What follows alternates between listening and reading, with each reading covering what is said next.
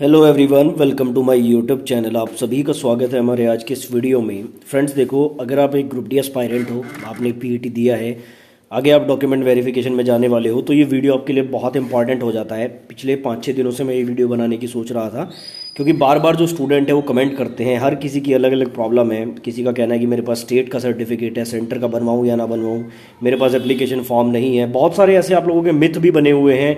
काफ़ी लोगों को लगता है कि मेरे पास ये डॉक्यूमेंट नहीं है, मुझे बाहर कर देंगे। तो आज के इस वीडियो में बेसिकली मैं आपको वो सारी चीज़ें बताऊंगा जहाँ पर आप लोग रिजेक्ट हो सकते हैं, मतलब कि वो कौन से बड़े रीज़न हैं या फिर कौन से ऐसे छोटे छोटे रीज़न हैं जहाँ पर आपको रिजेक्ट भी किया जा सकता है, और ऐसे कौन कौन से मिथ्स हैं जो आपने अपने मन में बना रखे हैं डॉक्यूमेंट्स के रिगार्डिंग। तो बेसिकली आपकी सारी जो डाउट्स है वो क्लियर हो जाएंगे इस वीडियो को देखने के बाद। मेक श्योर कि आप वीडियो पूरा देखें। हो सकता है वीडियो थोड़ा सा लंबा हो जाए। वैसे नॉर्मली जो मेरे वीडियो की जो लेंथ होती है 4-5 मिनट रहती है, थोड़ा सा लंबा जा सकता है 7-8 मिनट तक का। तो इसको कंप्लीट देख लेना, आपको पूरी जानकारी मिल जाएगी। सही फॉर्मेट के बारे में मैं आपको बताऊंगा, कौन से फॉर्मेट में आपको कैसे बनवाने हैं और कैसे आपको डीवी के लिए सारी चीज़ें लेकर जानी है। ठीक है, तो चैनल को सब्सक्राइब कर लेना अगर पहली बार मेरा वीडियो देख रहे हो, ग्रुप डी या फिर रेलवे से जुड़ी पल पल की ऑथेंटिक अपडेट्स पाने के लिए। तो देखो, जो फॉर्मेट है उसकी बात हम लोग आगे करेंगे, लेकिन पहले हम लोग ये देख लेते हैं कि एक्चुअल में आपको क्या क्या डॉक्यूमेंट प्रिपेयर करने हैं। बहुत लोग तो इसी चीज़ में कंफ्यूज हैं। काफ़ी लोगों को ऑफिशियल नोटिफिकेशन में चीज़ें थोड़ी सी समझ नहीं आती हैं। उनका कहना है कि सर हमें पता नहीं लग रहा हमें क्या लेके जाना है। तो बेसिकली देखो, यहाँ पर ये जो मैंने स्क्रीन पर आपके चला रखा है, ये अभी क्या है, वेस्टर्न रेलवे की तरफ से जो है आपका एक सबसे पहले नोटिस आया था डीवी मेडिकल के लिए। तो ये इसमें पूरी लिस्ट इन्होंने दी थी कि क्या क्या लेकर आना है। ठीक है, तो बिल्कुल लेटेस्ट वाला है, और उसमें कुछ चीज़ें ऐसी भी बताई गई हैं जो नोटिफिकेशन में नहीं है। तो यहाँ से आपको अच्छे से समझ में आएगा। तो देखो, सबसे पहले तो यहाँ पर क्या करना है आपको, जो जो चीज़ें इन्होंने बताई हुई हैं कि आपको क्या, candidate must bring copy of application form and following certificate in original along with 2 set of photocopy. सबसे पहले तो जो भी कैटेगरी से आप बिलोंग करते हैं, जो जो डॉक्यूमेंट आप लेकर जाएंगे, उन सभी की 2-2 फोटोकॉपी के सेट बना लेना। ठीक है ना, मतलब कि एक सेट आपका ओरिजिनल हो जाएगा और 2 सेट आपके फोटोकॉपी के हो जाएंगे। बस ये 3 सेट आपको लेके जानी है। ठीक है, अब सबसे पहला पॉइंट है कि एप्लीकेशन फॉर्म यहाँ पर मांगा गया है। तो ये बात पूरी तरह से सही है कि एप्लीकेशन फॉर्म मांगा जाता है। 2018 में भी जब डीवी हुए थे तो वहाँ पर भी एप्लीकेशन फॉर्म मांगा जा रहा था। एप्लीकेशन फॉर्म एक उनके पास पहले से होता है। देखो, जब आप फॉर्म अप्लाई करते हो ना, तो वो डिटेल्स जो आपकी इंटरनेट पे चढ़ती है उसका प्रिंट उनके पास होता है, और एक प्रिंट वो एक्सपेक्ट करते हैं कि आप भी लेके आओगे। अब ये एप्लीकेशन फॉर्म ना हजारों क्या लाखों स्टूडेंट ऐसे होंगे जिनके पास नहीं होगा। ठीक है, 3 साल पहले भर्ती आई थी, किसी का फॉर्म कहीं खो गया है। तो यहाँ पे आपको सबसे पहले तो मैं, ये मिथ है आप लोगों का कि एप्लीकेशन फॉर्म के बिना रिजेक्ट करेंगे, तो बिल्कुल रिजेक्ट नहीं करेंगे। अगर आपके पास एप्लीकेशन फॉर्म है तो लेके जाओ, अगर नहीं है तो मत लेके जाओ, कोई दिक्कत वाली बात नहीं है। ठीक है ना, एक वैलिड रीजन आपके पास है कि सर 3 साल बाद पेपर हुआ है, हमारे पास फॉर्म नहीं है, तो कोई दिक्कत नहीं। ये एक ऐसी चीज नहीं है जिसके कारण से आपको रिजेक्ट कर देंगे। तो पहला पॉइंट तो यही था, सभी जोन वालों की मैं बात कर रहा हूं, एप्लीकेशन फॉर्म के बिना आपको रिजेक्ट नहीं करेंगे। दूसरे पॉइंट में समझो, marksheet and certificate of all educational technical qualification mention in the application form. जब आपने फॉर्म भरा था, अगर आपने वहां पे सिर्फ 10th भरा था, देखो 10th तो आपको भरना ही था क्योंकि 10th लेवल पे वैकेंसी थी, तो 10th तो सभी ने भरा ही होगा। तो 10th के तो सभी के पास बिल्कुल सही डॉक्यूमेंट होने चाहिए, जिसमें आपका नाम, फादर नेम, मदर नेम, आपका रोल नंबर, जो भी चीजें हैं वो सारी प्रॉपर होनी चाहिए 10th के सर्टिफिकेट में। ठीक है, उसके अलावा अगर आपने वहां पे एक्स्ट्रा क्वालिफिकेशन में 12th भरा है या ITI भरा है, तो वो डॉक्यूमेंट भी आप लेके जा सकते हैं। वहां पे भी एक कंडीशन मैं आपको बता देता हूं, जो हाईएस्ट क्वालिफिकेशन आपने भरी है, अगर उसका कोई डॉक्यूमेंट आपके पास नहीं है तो मत लेके जाना, कोई दिक्कत नहीं आएगी, आपको बाहर नहीं करेंगे। अगर आपके पास है तो लेके चले जाना, आपकी हाईएस्ट क्वालिफिकेशन जो है फाइल में अभी से जो है ऐड हो जाएगी, आगे प्रमोशन हो या फिर कुछ भी हो वहां पे आपको मदद करेगी। तो देखो, जो आपके CCA वाले हैं उन्हें तो 10th और ITI का लेके जाना पड़ेगा 100% और बिल्कुल सही तरीके से। ठीक है, बाकी जिसने हाईएस्ट क्वालिफिकेशन में कुछ BA वगैरह भरा है, उनके पास नहीं भी है तो कोई दिक्कत वाली बात नहीं है। उसके बाद देखो, यहाँ पर सेकंड पॉइंट में क्या बोला गया है, गजेटी नोटिफिकेशन एंड और any legal document in case of formal change of name as mention in the notification. देखो, अगर आपने अपनी किसी मार्कशीट में, किसी डॉक्यूमेंट में नाम चेंज कराया, तो उसके लिए आपको जो है एक लीगल डॉक्यूमेंट ले जाना पड़ेगा। मतलब कि जब आपने नाम चेंज कराया, मान लो एप्लीकेशन फॉर्म में आपका नाम कुछ और है और आपने चेंज करा लिया, तो यहाँ पर बेसिकली एक एफिडेविट भी काम करता है। एफिडेविट आप बनवा के ले जा सकते हैं, या फिर कोई भी लीगल डॉक्यूमेंट जो भी आपके पास हो वो आप यहाँ पे ले जा सकते हैं। ठीक है, ये कोई बड़ा इशू नहीं है क्योंकि नाम वगैरह तो इस एज में बहुत कम लोग चेंज कराते हैं। तीसरे में यहाँ पे C में बोला गया है NCVT सर्टिफिकेट, यानी कि वही आपका ITI का जो सर्टिफिकेट है, मार्कशीट सर्टिफिकेट जो भी है वो आपको लेके जाना है, और उसकी फोटोकॉपी भी। D में समझो, certificate for proof of date of birth as mentioned in the notification in absence of relevant date of birth certificate candidature of candidate will be cancelled. देखो, ये बहुत सॉलिड रीजन बनता है, जो आपने डेट ऑफ बर्थ भरी है form में, ठीक है। एक तो है कि आपने मिस्टेक बाय मिस्टेक कर दी, उसके लिए आप एफिडेविट लगवा लोगे, ठीक है। लेकिन जो आपने डेट ऑफ बर्थ फॉर्म में भरी है वो आपकी सही है, तो जो आपके डॉक्यूमेंट है ना उस डॉक्यूमेंट में भी डेट ऑफ बर्थ वही होनी चाहिए। मतलब कि अगर यहाँ पे मिसमैच हुआ और आप इस बात को प्रूव करने में विफल रहे कि आपकी जो डेट ऑफ बर्थ है वो यही है, तो आपको बाहर कर देंगे। डेट ऑफ बर्थ का एक बहुत बड़ा इशू होता है, मैं आपको बता दूं, ऐसे भी केसेस मैंने देखे हैं, ऐसे भी केसेस के बारे में सुना है कि जिन्होंने फर्जी डेट ऑफ बर्थ लगा के जॉब ली थी और 20 साल 25 साल बाद जब उनकी इंक्वायरी हुई तो उनकी जॉब भी चली गई और उनको बहुत बड़ा हर्जाना भुगतना पड़ा। तो डेट ऑफ बर्थ का बड़ा इशू रहता है। तो डेट ऑफ बर्थ के रिगार्डिंग तो 10th की मार्कशीट सबसे बेस्ट है, उसी में जो डेट ऑफ बर्थ होती है वही आप फॉर्म में भरते हो तो वहां से आपकी वो वेरीफाई हो जाएगी। बाकी जैसे आधार कार्ड वगैरह में कुछ लोग बोलते हैं कि मेरी डेट ऑफ बर्थ गलत है, तो उसको आपको चेंज करा लेना चाहिए था अभी तक। अगर नहीं भी कराया है अब करा लो, अगर नहीं भी करा सकते हो तो ऑल्टरनेट आईडी लेके जाना आधार कार्ड के अलावा, ठीक है। बात करते हैं ई पॉइंट की, caste certificate for SC ST। देखो अब कास्ट सर्टिफिकेट का मैटर मैं आपको बता देता हूँ। यहाँ पे 3-4 कंडीशन बनती है। सबसे पहली कंडीशन तो ये है कि भाई आप टॉपर हो, आपके जो मार्क्स है ना वो UR से ऊपर जा रहे हैं। उस कंडीशन में अगर आप अपनी कैटेगरी का सर्टिफिकेट नहीं भी दिखा पाते हो, मान लो आप SC से हो या आप OBC नॉन क्रीमी लेयर से हो, लेकिन आप UR से भी ऊपर जा रहे हो कट ऑफ में, आपके मार्क्स इतने ज़्यादा हैं, तो आप 1% अगर अपना कास्ट का सर्टिफिकेट नहीं भी दिखा पाते हो तो आपका सिलेक्शन हो जाता है, क्योंकि आपको UR में काउंट कर लेते हैं, वो आपको जो कैटेगरी का जो रिलैक्सेशन है वो नहीं मिलता है, ठीक है। लेकिन दूसरी कंडीशन क्या है, काफ़ी लोगों का ये कहना है कि सर मैं बिलोंग करता हूं SC से और मैंने OBC भर रखा है, तो ये एक बहुत मेजर प्रॉब्लम हो जाती है। अब उस कंडीशन में अगर आपके मार्क्स UR के इक्वल हैं तो फिर तो दिक्कत नहीं है, अगर UR के इक्वल नहीं है तो ये एक रिजेक्शन का कारण बन सकता है, वहां पे आपको रिजेक्ट भी किया जा सकता है। अब मैं कास्ट सर्टिफिकेट के बारे में आपको बता देता हूँ, SC ST का कितना भी पुराना हो वो चलेगा, मेक श्योर कि सेंट्रल फॉर्मेट का हो, ठीक है। सेंट्रल फॉर्मेट क्या होता है ये आपका नोटिफिकेशन में भी दिया गया, आगे मैं आपको दिखा भी दूंगा सेंट्रल फॉर्मेट किस तरह का होता है। वैसे मैं आपको अभी दिखा देता हूँ, चलो यहाँ पर देखो, ये होता है सेंट्रल का फॉर्मेट, ठीक है।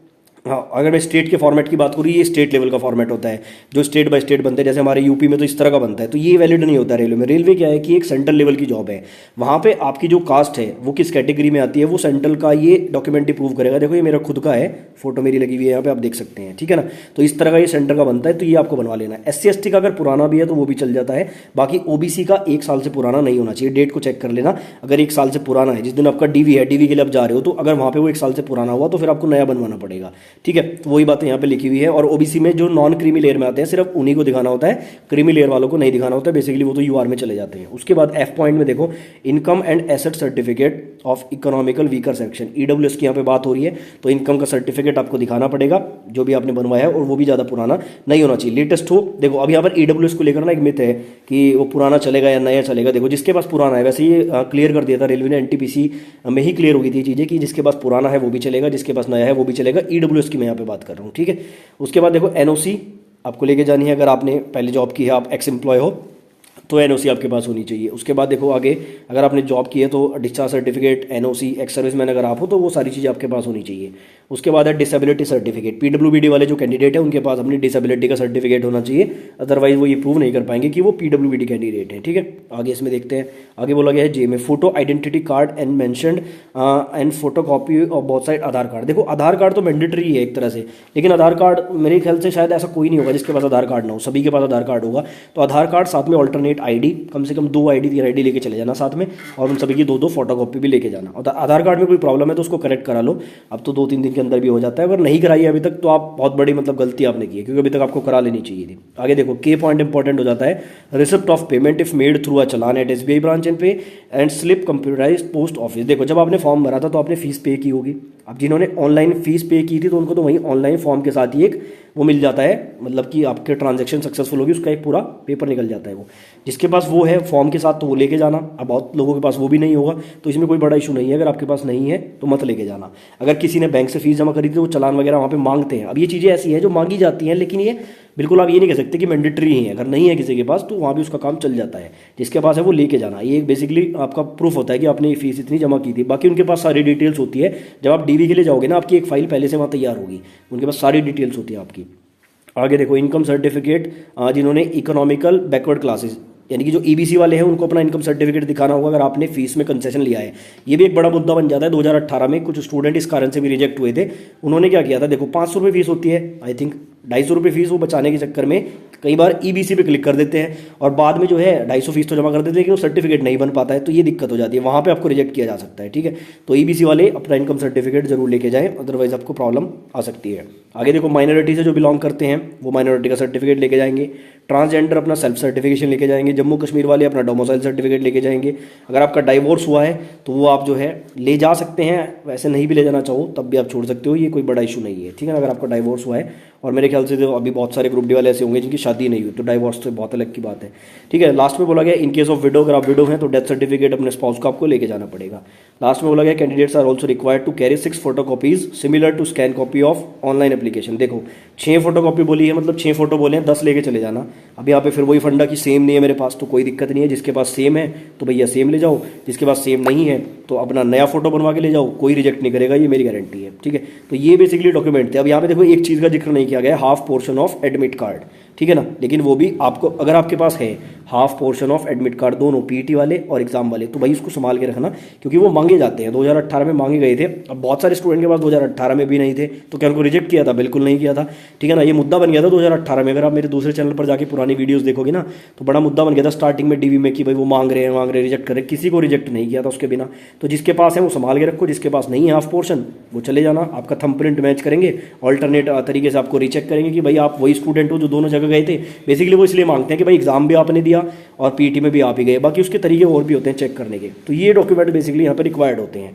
अब अपनी कैटेगरी वाइज देख लेना, जैसे आपके एससी वाले हैं, 10th का सर्टिफिकेट हो गया, आपकी कम्युनिटी का सर्टिफिकेट हो गया, एससी का आपके फोटो हो गए, एप्लीकेशन फॉर्म हो गया, ये सारी चीज़ें ही हैं। ओबीसी वालों के लिए ओबीसी का सर्टिफिकेट, यूआर वालों के लिए तो सिर्फ 10th की मार्कशीट यहाँ पर मेन है, बाकी उनका तो कुछ खास नहीं लगता है। अच्छा, डोमिसाइल को लेकर काफ़ी लोग पूछते हैं, तो डोमिसाइल की यहाँ पर कोई आवश्यकता नहीं होती है, तो डोमिसाइल ना कहीं मांगा जाता है और ना इसमें कहीं लिखा हुआ है, डोमिसाइल की कोई खास रिक्वायरमेंट नहीं है। बाकी ओबीसी वाले अपने डॉक्यूमेंट थोड़े नए बनवा लेना 1 साल के अंदर के, जैसे आपका कास्ट सर्टिफिकेट है, इनकम सर्टिफिकेट है, वो नए बनवा लेना। ठीक है, और इसके अलावा आई थिंक कोई और ऐसी चीज़ नहीं है जो आपको रिक्वायर्ड होती है। बाकी डीवी कैसे होता है थोड़ा सा प्रोसेस मैं आपको बता देता हूँ। आपका एडमिट कार्ड आएगा डीवी का, वो लेके ये सारे डॉक्यूमेंट लेके आपको जाना होगा। ऐसे ही वहाँ पे जिस तरह से पीटी होता है ऐसे ही बैच बनते हैं, बैच में आपका वहाँ पर पूरी 4-5 लोगों की टीम होती है, वो आपके डॉक्यूमेंट्स चेक करते हैं, आपका फिंगरप्रिंट मैच होता है। अगर किसी केस में आपका फिंगरप्रिंट मैच नहीं हो रहा है तो आपको दोबारा से चेक करेंगे, पूरा दिन वहीं रखेंगे, नहीं हुआ अगले दिन भी बुलाएंगे। वो पूरी कोशिश करते हैं कि अगर आप जेन्युइन कैंडिडेट हो तो आपको पास किया जाए। डीवी में बहुत कम स्टूडेंट जो है फेल होते हैं, कोई अगर जेन्युइन कैंडिडेट है नहीं बिल्कुल तो उसको ही रिजेक्ट करेंगे, अदरवाइज रिजेक्ट स्टूडेंट वहाँ पे नहीं होते हैं। ठीक है, तो थंबप्रिंट की बहुत लोगों के साथ प्रॉब्लम आती है, लेकिन वो बाद में उसको वेटिंग में रख देते हैं, लास्ट में बुला लेते हैं, लेकिन कोशिश करते हैं कि वो हाँ हो जाए। उसके बाद वहाँ पर डॉक्यूमेंट वगैरह चेक होते हैं, फाइल बनती है, आपके सिग्नेचर वगैरह होते हैं, सारी चीज़ें डिवीजन की प्रेफरेंस भराई जाती है आपसे, फिर आपको मेडिकल के लिए भेज दिया जाता है। बेसिकली यही प्रोसेस होता है डीवी का। बाकी नेक्स्ट वीडियो में मेडिकल को डिस्कस करेंगे ऐसे ही हम लोग डिटेल में। यहाँ पर मैंने आपको बहुत डिटेल में चीज़ें समझाई हैं।